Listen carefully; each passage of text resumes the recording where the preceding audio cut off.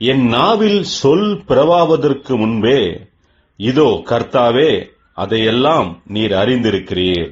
கர்த்தருக்குள் பிரியமானவர்களே, உங்கள் அனைவருக்கும் இனிய காலை வணக்கங்கள். இன்றைய வேதவசன தியானத்திற்கென்று நாம் தெரிந்தெடுத்திருக்கும் வேத பாகமானது 1 சாமுவேல் 17ஆம் அதிகாரம் 17ஆம் வசனம். ஈசாய் தன் குமாரனாகிய தாவீதை நோக்கி, உன் சகோதரருக்கு இதோ ஒரு மரக்கால் வறுத்த பயற்றையும் இந்த 10 அப்பங்களையும் எடுத்துக்கொண்டு பாளையத்தில் இருக்கிற உன் சகோதரிடத்தில் ஓட்டமாய் போய். பிரியமானவர்களே, இன்றைய வேத தியானத்தின் தலைப்பு தேவனுடைய திட்டம் என்பதே. தேவனாகிய கர்த்தர் தம்முடைய தீர்க்கதரிசியான சாமுவேல் மூலமாக தாவீதை ராஜாவாக அபிஷேகம் பண்ணினார். அன்றைக்கு ராஜாவான சவுலுக்கு பொல்லாத ஆவி பிடிக்கும்போது அதை சுரமண்டலம் வாசித்து துரத்திவிடும்படிக்கு தாவீது அரண்மனைக்கு போவான். பிறகு வீட்டிற்கு வந்து ஆடுகளை மேய்க்கும்படிக்கு புறப்பட்டு போய்விடுவான்.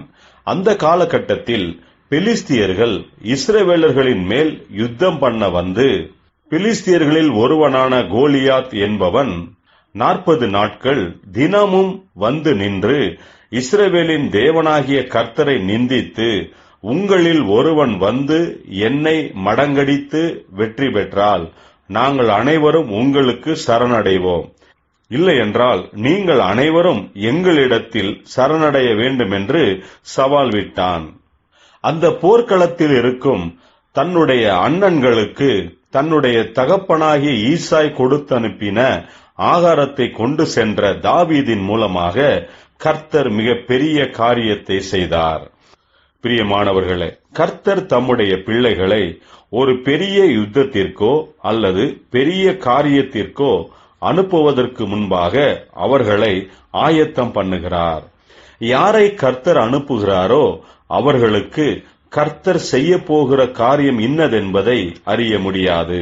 கர்த்தர் தன்னுடைய செயல்களை செய்யும்போது சம்பந்தப்பட்டவர்களுக்கும் அவர்களை சுற்றிலும் இருக்கிறவர்களுக்கும் அது தெரிவதில்லை. தக்க சமயத்தில் காரியங்களை கர்த்தரே நிறைவேற்றுவார். ஆகையால் நம்மை கர்த்தருடைய கரங்களில் ஒப்புக் கொடுப்போம்.